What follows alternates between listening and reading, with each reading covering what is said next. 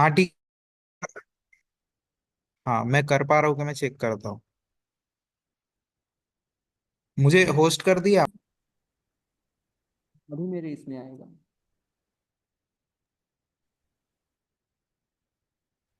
Okay. तो पिछली कक्षाओं में हमने देखे थे षोडश वर्ग का हम अध्ययन कर रहे थे, लेकिन आपके पाठ्यक्रम में वहां पर षड वर्ग है। तो षड वर्ग के विषय में आपको जानना है यहाँ पर पाठ्यक्रम के अनुसार। यद्यपि आपको षोडश वर्ग नहीं है, तथापि मैंने षोडश वर्ग का थोड़ा परिचय दिया था।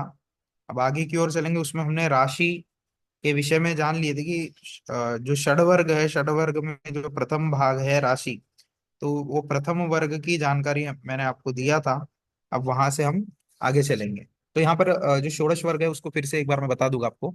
तो उसमें क्षेत्र, उसे ही राशि भवन इत्यादि कहते हैं। तत्पश्चात होरा, द्रेशकाण, चतुर्थांश, सप्तमांश, नवमांश, दशमांश, द्वादशांश, षोडशांश, विंशांश, चतुर्विंशांश, सप्तविंशांश, त्रिंशांश, खवेदांश, अक्षवेदांश, षष्ट्यंश, ये षोडश वर्ग है। षोडश वर्ग नाम उस प्रकार से राशियों का उतने भागों में विभाजन इत्यादि।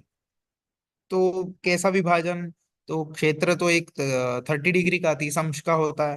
होरा में उसके दो भाग कर देते हैं, है ना, 15-15 अंश के दो भाग हो जाते हैं।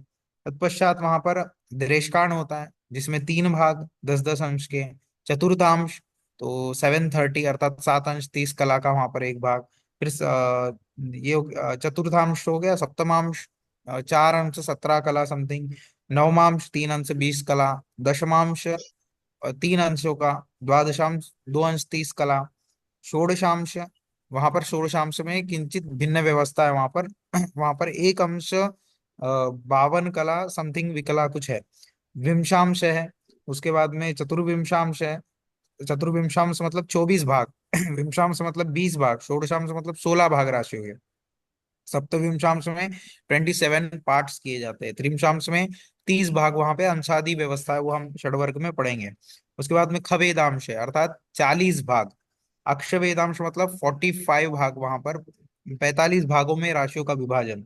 उसी प्रकार से अंतिम जो है षष्ट्यम से, वहां पर 60 भागों में एक राशि का विभाजन किया जाता है, जो समथिंग कुछ 30-30 कला में कुछ वहां पर फल आता है। ठीक है। तो इस प्रकार से ये षोडश वर्ग है। षोडश वर्ग का भी प्रयोजन है भिन्न भिन्न कार्यों के लिए, भिन्न भिन्न विषयों के लिए। इस षोडश वर्ग को देखना होता है। मैं आपको स्क्रीन शेयर कर देता हूँ, आगे के विषय में हम चलेंगे अब।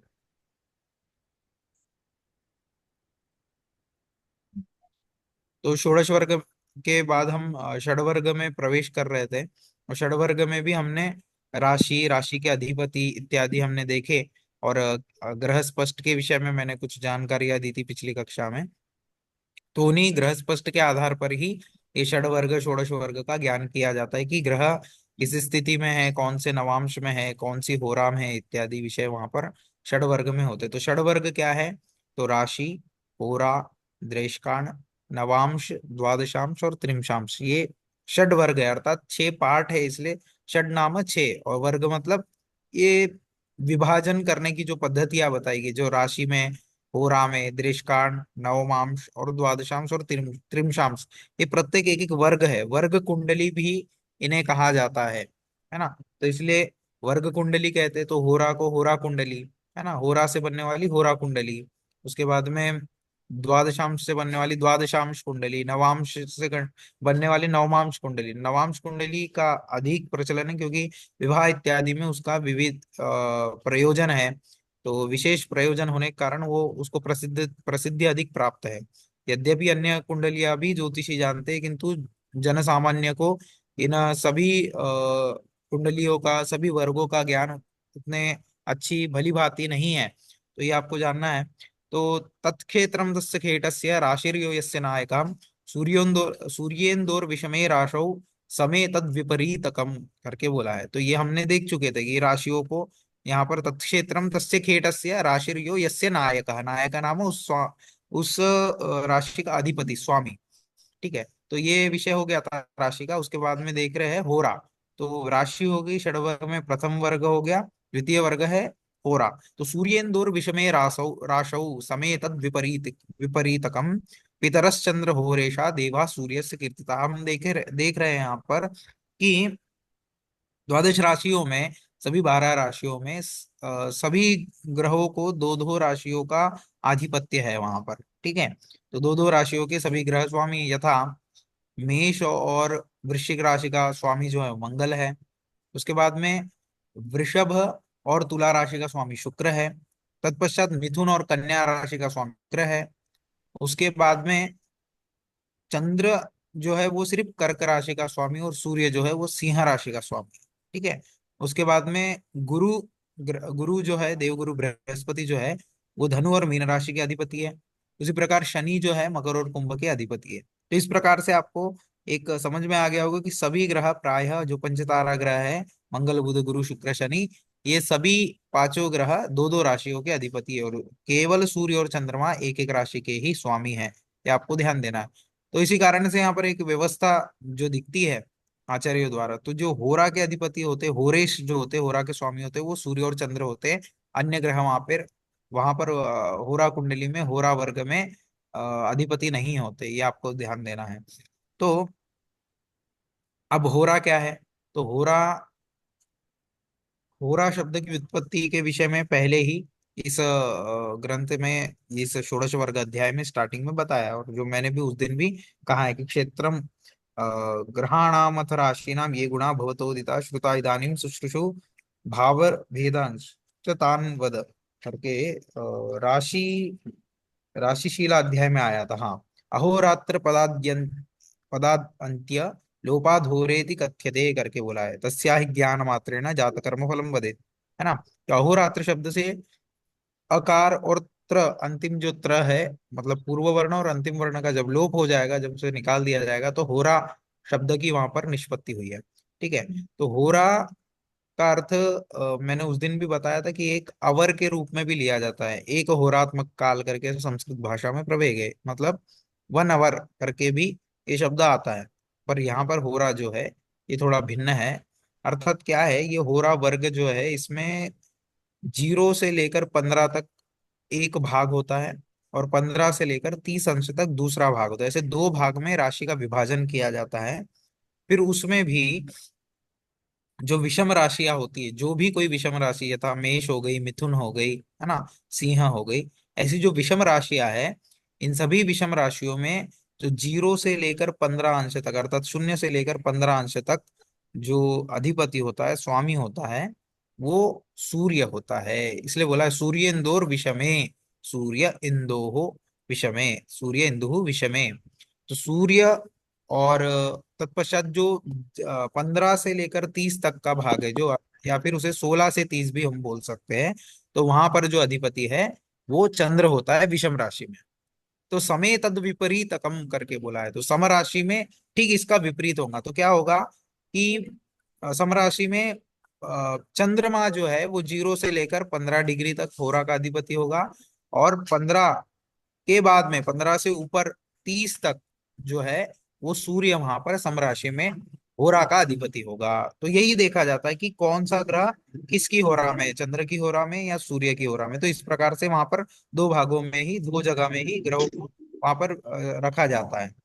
तो क्या होता है कि उस, अब इसका प्रयोजन क्या है, इसके आगे के श्लोकों में आएगा। वैसे एक श्लोक आएगा आगे, उसमें मैं बताऊंगा वर्ग विवेचन अध्याय में। तो वहां पर बताया है कि होरा इत्यादि का जो है धन इत्यादि के संबंध में इसका विशेष प्रयोजन है। धन संपत्ति इत्यादि किसी की देखना है तो वहां पर इस होरा कुंडली से देखा जाता है, वो फलादेश का विषय है। ठीक है, तो ये इस प्रकार से होरा आपको जानना है। तो पितरश्चंद्र होरेशा देवा सूर्य से कृता राशिर राशिर अर्धम भवेद होरा, वही बात मैंने बताया। तो राशिर अर्धम भवेद होरा, राशि का आधा भाग जब कर देंगे, मतलब 15 डिग्री की एक होरा होती है, राशिर अर्धम भवेद होरा ताश्चतुर्विंशति स्मृता।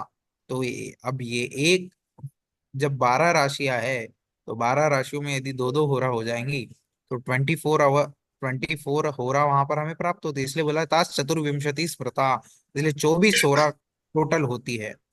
ठीक है, मधुरा जी आपका माइक आप म्यूट कर दीजिए।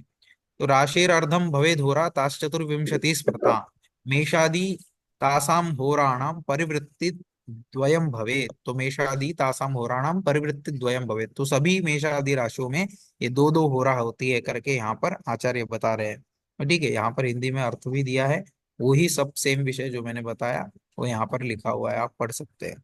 तो इन होरा में मेषादि द्वादश राशियों की दो आवृत्ति होती है। ठीक है, तो सभी मेषादि द्वादश राशि में दो दो होरा होती है, ये हमें जानना है। तो टोटल मिलाकर के 12 राशियों की 24 होराएं होती है, ये हमें जानना है। तो यहाँ पर उदाहरण भी दिया है, जैसे लग्न में 325, 945 ये कर्क राशि है। तो हमें समझ में आ गया, तीन लिखा है अर्थात क्या है, मिथुन राशि की संख्या तीन है। तो तीन राशि समाप्त होकर के 25 अंश जिस राशि में हो गए, ऐसी कर्क राशि, और जिसमें 9 कला और 45 विकला बीत चुके हैं, ऐसी कर्क राशि है। इस कर्क राशि में अतः चंद्रमा के ग्रह में हुआ, तो जो लग्न है, ये लग्न का स्पष्ट दिया है, क्योंकि लग्न का भी उदय होता है। तो कौन सा लग्न है, कौन सा लग्न चल रहा है पूर्व क्षितिज में, ये देखना है हमें। तो ये लग्न में कर्क राशि है, और वो भी 25 डिग्री 9 अंश और 45 विकला में। अब लग्न में कोई ग्रह होगा तो ये भी सेम एग्जैक्ट स्थिति में ये ग्रह रहेगा। तो अतः चंद्रमा के ग्रह में हुआ, तो ये जो कर्क राशि है चंद्रमा की राशि है, चंद्रमा इसका स्वामी है। तो समराशि के उत्तरार्ध में अतः सूर्य की हो रहा हुई यहाँ पर। ठीक है, अब यहाँ पर समराशि की हो रहा हुई, ये कैसे पता चला आपको? तो देखना है यहाँ पर, जो राशि है कर्क राशि, ये समराशि है, हम सभी जानते हैं। तो कर्क राशि में यहाँ पर आपको समझना है कि समराशि है कर्क राशि, मैडम थोड़ा। तो कर्क राशि में समराशि की यहाँ पर दूसरी होरा चल रही है, 15 डिग्री के बाद में चल रहा है, आपको समझना है। तो ये समराशि में प्रथम होरा चंद्र की, और द्वितीय होरा सूर्य की होती है। ठीक है, तो यहाँ पर समराशि के उत्तरार्ध में सूर्य की होरा हुई, ये जानना है। तो इस ये स्पष्टार्थ चक्र यहाँ पर बताया, तो देख लीजिए यहाँ पर जितनी भी विषम राशि है सब में प्रथम होरा जो है सूर्य की, देखो सूर्य चंद्र ऊपर लिखा दिखा है, और द्वितीय होरा जो है वो मेष विषम राशि में चंद्र की होती है, और सम राशि में द्वितीय होरा जो है वो सूर्य की, यहाँ पर हम देख सकते हैं। तो वहां पर स्वामी भी बता दिया गया है, तो जो प्रथम होरा के स्वामी है वो देवता है, और द्वितीय होरा के स्वामी जो है वो पितर है। ठीक है, पितृगण जो होते हैं जिन्हें हम पितृ बोलते हैं। ठीक है, तो पितर यहाँ, पितर अर्थात पितृदेवता। ठीक है, तो देवता और पितर ऐसे षड वर्गों के कुछ स्वामी भी बताए गए हैं। तो ठीक है, तो देवताओं की हो रहा, पितरों की हो रहा, ऐसा ये सब आगे प्रयोजन है फलादेश में इन सब विषयों का, इसलिए यहाँ पर दिया हुआ है। और ये बहुत सूक्ष्म अध्ययन जब किया जाता है ज्योतिष शास्त्र में, तब ये सब चीजों का कार्य होता है, अन्यथा केवल होरा इत्यादि का ही यहाँ पर आपको अध्ययन करना है। उसके बाद में दृष्टांत। अब ये जो दृष्टांत विषय है, ये दृष्टांत का अर्थ होता है राशि के तीन भाग। ठीक है, राशि त्रिभागा दृष्टानास्ते चषट्त्रिंशदीरिताः, राशि त्रिभागा दृष्टानास्ते चषट्त्रिंशदीरिताः परिवृत्तित्रयं तेषां मेषादे क्रमशो भवेत् स्वपंच नवमानां च राशीनां क्रमशस्य ते नारदागस्त्य दुर्वासा दृष्टानेशाश्चरादिषु। तो ये नारद अगस्त्य दुर्वासा, ये तीन दृष्टान के स्वामी बताए गए हैं। तो अब ये राशि का तीन भाग करना है। अब एक 30 अंश के तीन भाग करेंगे तो हम सब जानते हैं कि 10 अंश का एक भाग हो जाएगा वहां पर। तो राशि का तीन भाग दृष्टान होता आता है, एक राशि में तीन दृष्टान हुए, और 12 राशियों में 36 दृष्टान हो जाएंगे। जब 12 को तीन से डिवाइड कर देंगे तो वहां पर 36 दृष्टान हमें प्राप्त हो जाएंगे। तो 10 अंश तक प्रथम दृष्टान, शून्य से लेकर 10 अंश तक प्रथम दृष्टान हो गया। ठीक है, फिर 11 से लेकर 20 तक द्वितीय दृष्टांत, और 21 से 30 तक तृतीय दृष्टांत होता है। और अब इसके अधिपति कैसे होते हैं? तो 0 से लेकर 10 अंश तक उसी राशि का, जो राशि का हम जिस राशि में ग्रह इत्यादि है या लग्न जो है, वो जो राशि चल रही है वहां पर उसी का स्वामी उस प्रथम दृष्टांत का अधिपति होगा। तत्पश्चात 11 से 20 वाला जो दूसरा दृष्टांत है उसका स्वामी उस राशि से पंचम राशि आगे वाली पांचवी राशि का स्वामी जो होगा वो उस दृष्टांत का स्वामी होगा। और 21 से 30 जो तीसरा दृष्टांत होगा उसका स्वामी वहां से उस राशि से, जिस राशि में ग्रह है या लग्न का हम देख रहे हैं वहां से नौवीं राशि का जो स्वामी होगा वो उस तृतीय दृष्टांत का अधिपति होगा। अब जैसे यहाँ उदाहरण में समझेंगे। तो वही सेम लग्न का उदाहरण है 325 945। ठीक है, तो इसमें तृतीय दृष्टान है। अब यहाँ पर तृतीय दृष्टान है करके कह रहे हैं, तो कैसे हम देखेंगे? तो यहाँ पर देखिए, कर्क राशि में हम दृष्टान देख रहे हैं। तो तृतीय दृष्टान ये बहुत इजीली हम समझ सकते हैं, क्योंकि 20 अंश तक हमारा दूसरा दृष्टांत खत्म हो जाता है, तो 21 से 30 के बीच में है ये। इसी कारण से ये तृतीय दृष्टांत यहाँ पर हुआ। तो इसमें तृतीय दृष्टांत में अतः कर्क से नौवीं राशि मीन का दृष्टांत हुआ, तो बताया ऊपर में कि स्वपंच नवमानाम च राशि नाम क्रमशश्चते। तो जब तृतीय दृष्टांत होगा तो उस राशि से पांचवी राशि, सॉरी, तृतीय दृष्टांत पे उस राशि से नौवीं राशि का जो अधिपति होगा वही उस दृष्टांत का स्वामी हो जाएगा। तो कैसे? तो कर्क राशि से नौवीं राशि हम काउंट करेंगे। कर्क, सिंह, कन्या, तुला, वृश्चिक, धनु, मकर, कुंभ और मीन। ठीक है, तो मीन का अर्थात यहाँ पर जो देशकांड है ये गुरु का, उसका स्वामी मीन राशि का स्वामी गुरु है। तो मीन राशि के अर्थात मीन राशि के देशकांड में, गुरु के देशकांड में ये लग्न है। यहाँ पर अगर कोई ग्रह का भी देख सकते हैं, मान लीजिए सूर्य जो है अभी यहाँ पर गुरु के देशकांड में, ऐसा हम बोल सकते हैं। तो ये लग्न का भी षडवर्ग षोडश वर्ग निकलता है, और सभी ग्रहों का भी भिन्न भिन्न निकलता है, ये आपको जानना है। क्योंकि जब लग्न का साधन करेंगे तभी आगे के भाव हमें प्राप्त होंगे उस कुंडली इत्यादि में। लेकिन होरा में द्वादश भाव का विचार वहां पर नहीं होता, वहां पर दो पार्ट होते हैं बस, कौन सा ग्रह किसकी होरा में, सूर्य की होरा में कि चंद्र की होरा में, ऐसा देखा जाता है। तो जो जिसकी होरा में अधिक ग्रह इत्यादि होते हैं, तो उसका क्षेत्र बलवान हो जाता है, उसको अधिक बल प्राप्त होता है, उसके अनुसार फल इत्यादि होते हैं वहां पर। ठीक है, यहाँ पर दृष्टांत चक्र भी दिया है, देख सकते हैं। ये मेष वृषभ मिथुन करके सभी राशियों में प्रथम दृष्टांत, द्वितीय दृष्टांत, तृतीय दृष्टांत, उनके स्वामी जो है वो प्रथम दृष्टांत में नारद होते हैं, द्वितीय में अगस्त्य और तृतीय में दुर्वासा वहां पर स्वामी बताए हैं। उच्चर स्थिर और द्विस्वभाव राशियों के दृष्टांतों के स्वामी क्रमशः नारद, अगस्त्य और दुर्वासा कहे गए हैं करके बताया है।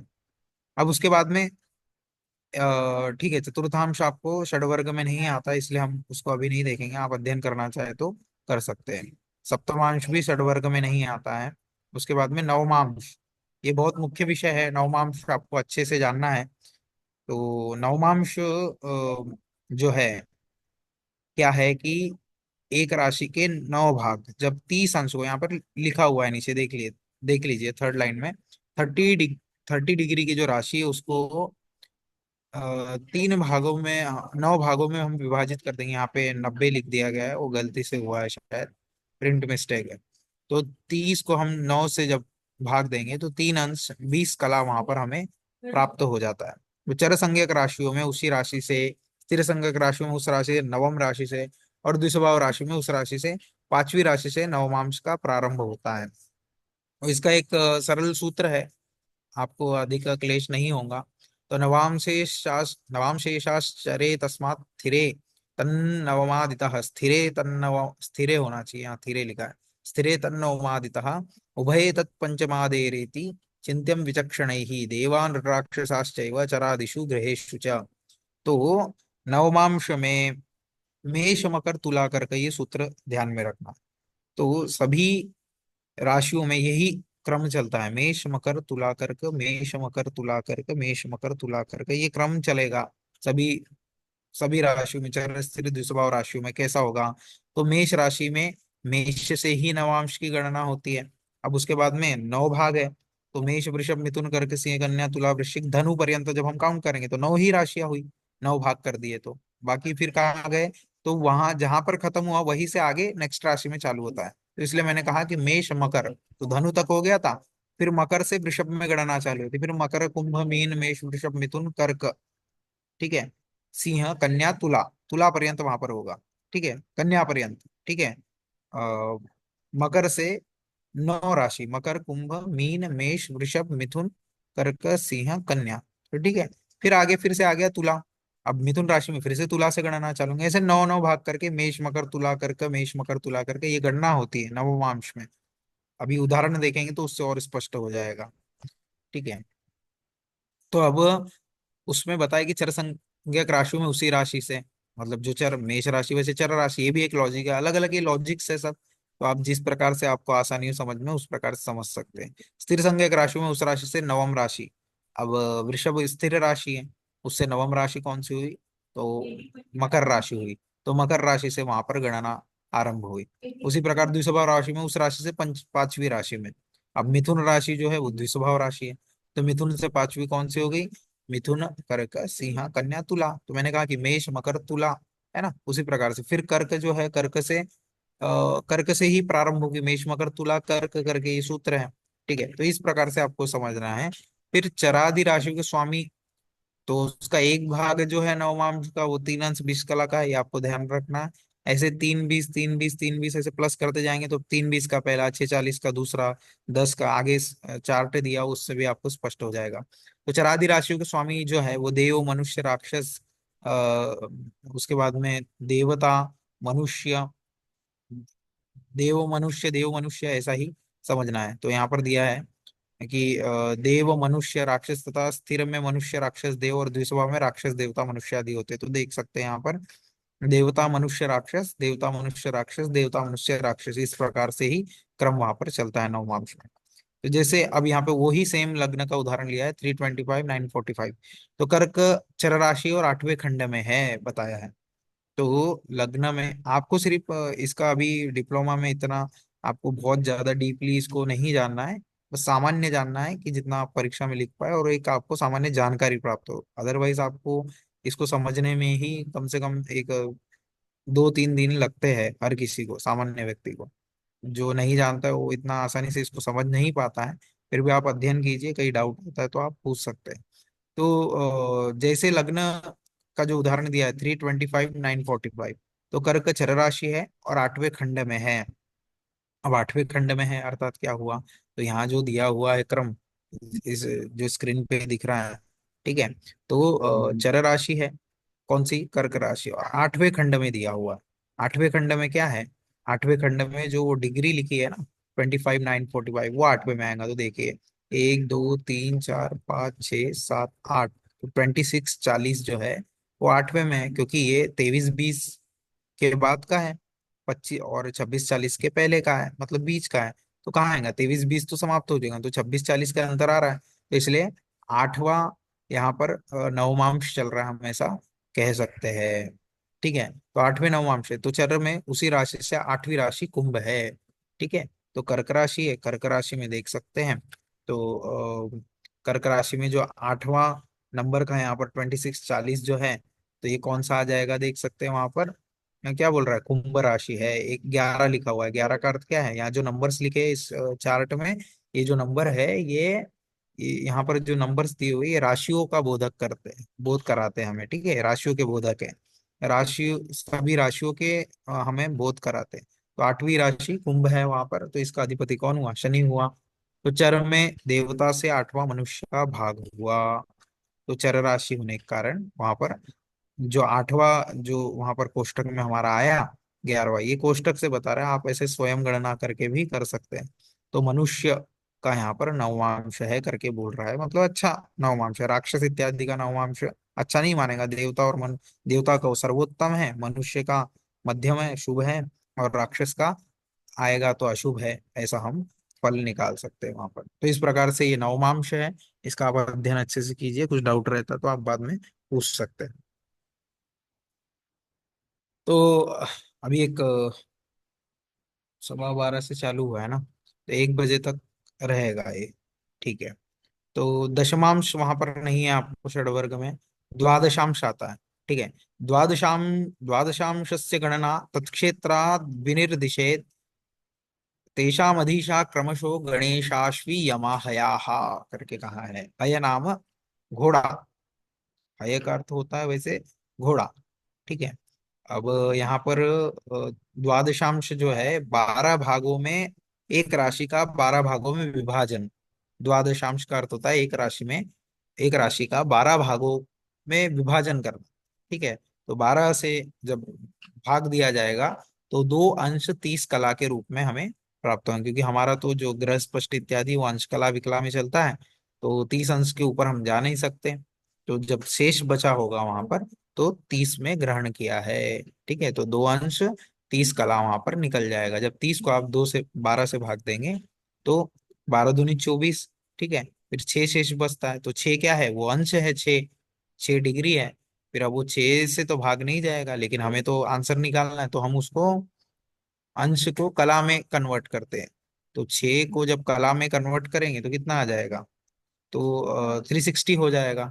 ठीक है, क्योंकि 60 कला होती है एक अंश में, तो 360 हो जाएगा जब 6 से गुणा करेंगे। तो वो 360 को फिर किससे गया भाग, वो 30 से गया, तो इसलिए दो अंश 30 कला वहां पर आएगा।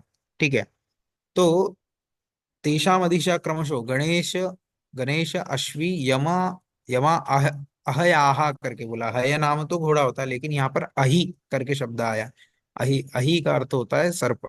ठीक है, तो गणेश, अश्विनी कुमार, यम और सर्प, ये आपके द्वादशांश के स्वामी कहे गए हैं। तो जैसे लग्न जो है वही उदाहरण 325 945, तो कर्क राशि के 11वें खंड में है, कर्क से 11वीं राशि वृषभ के द्वादशांश में पड़ी। वृषभ का अधिपति जो है वो शुक्र है, और 11वें द्वादशांश में यम के भाग में हुआ करके कह रहा है। तो कैसे, अब देखो यहाँ पर द्वादशांश में अधिपति आ, कुछ ऐसा प्रथम पंच नवम इत्यादि वहां पर नहीं गणना करनी है, तो उसी राशि से वहां पर उतने आगे वाले क्रम वाला ही अधिपति होगा। तो कैसे, तो कर्क राशि आने पर क्या हुआ, अब कर्क राशि में सबसे पहले देखना है द्वादशांश कौन सा है।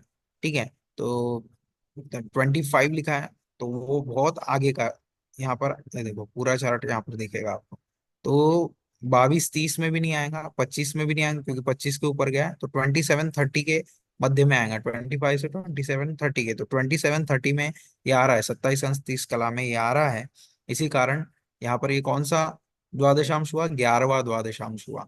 तो वहां से उस राशि से 11 राशि हम काउंट करेंगे, अर्थात कर्क से 11वीं राशि कौन सी हो जाएगी, तो कर्क से 11वीं राशि काउंट करने पर हमें वहां पर वृषभ राशि प्राप्त होती है।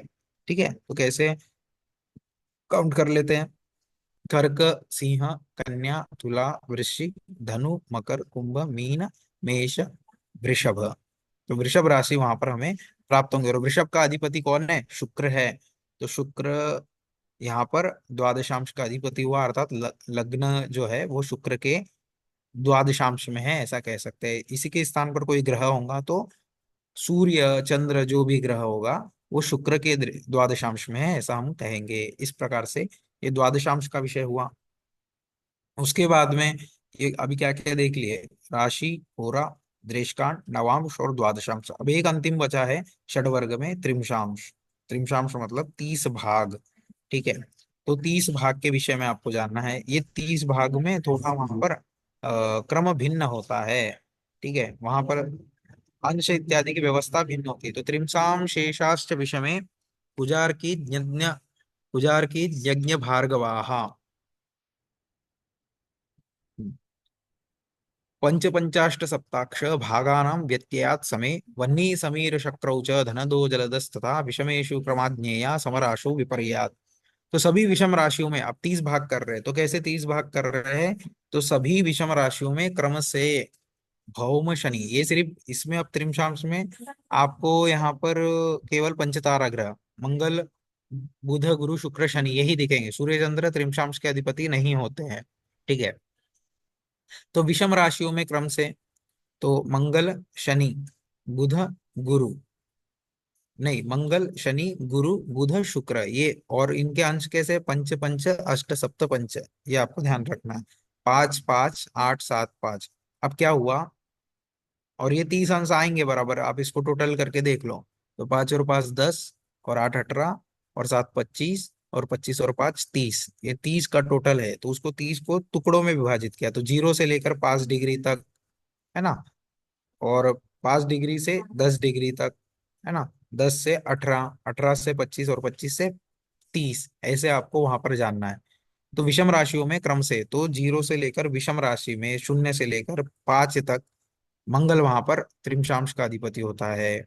फिर 5 के ऊपर 6 से लेकर 10 तक वहां पर शनि अधिपति होते हैं विषम राशि में। 10 से 18 तक वहां पर गुरु होते हैं विषम राशि में, है ना। 18 से 25 में बुध वहां पर त्रिंशांश के अधिपति होते हैं, और 25 से 30 तक वहां पर शुक्र त्रिंशांश के अधिपति होते हैं। तो ये त्रिमशांश के अधिपतियों के विषय में आपको जानना है। इसी प्रकार समराशियों में विपरीत क्रम होता है, जो ऊपर क्रम बताया उसका विपरीत।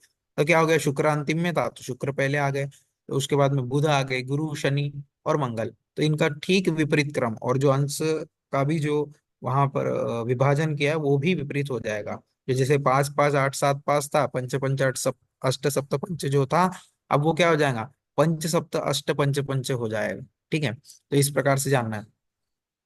तो ये समराशि में विपरीत क्रम होता है, ये आपको जानना चाहिए। और इनके जो अधिदेव है, अधिदेवता बताए गए हैं, तो विषम राशि में क्रम से वह्नि, वह्नि नाम अग्नि, वह्नि को ही संस्कृत में अग्नि का उसका पर्यायवाची है। वह्नि, वायु, इंद्र, कुबेर और वरुण, ये क्रम से अधिपति, और ठीक समराशि में इसका व्युत्क्रम हो जाएगा, अर्थात विपरीत क्रम हो जाएगा। तो क्या हो जाएगा, वरुण, कुबेर, इंद्र, वायु, वह्नि, इस प्रकार से आपको वहां पर क्रम जानना है। तो अब वही लग्न का उदाहरण है 325 945 में, तो कर्क राशि के 25 अंश से आगे है। ठीक है, कर्क राशि में 25 अंश से आगे है, तो कर्क राशि समराशि है। अतः भौम के त्रिमशांश में हुआ, अधिदेवता इसके अग्नि हुए। ठीक है, तो समराशि में किस प्रकार से व्यवस्था होंगी, जो कुज जो था, मंगल जो था वो विषम राशि में पहला था, तो समराशि में अंतिम में आएगा। तो समराशि होने के कारण यहाँ पर व्युत्क्रम गणना हुई, और 25 अंश से ऊपर में है ये, तो अंतिम त्रिमशांश चल रहा है वहां पर 25 से 30 के बीच में। तो इसीलिए भौम वहां पर मंगल अधिपति हुआ। और अग्नि जो विषम समराशि वाला वहां पर जो चक्र दिया है उसमें देखिए आप, कर्क राशि में अंतिम में मंगल दिखेगा, और अग्नि उसका अधिपति यहाँ पर दिखेगा। इस प्रकार से आपका ये त्रिमशांश का विषय यहाँ पर समाप्त होता है। और अभी हमारी कक्षा का भी समय यहाँ पर समाप्त होने को आया, तो हम लोग अभी यहीं पर रुकेंगे। ठीक है, और आज की कक्षा यहीं पर विराम लेती है। धन्यवाद।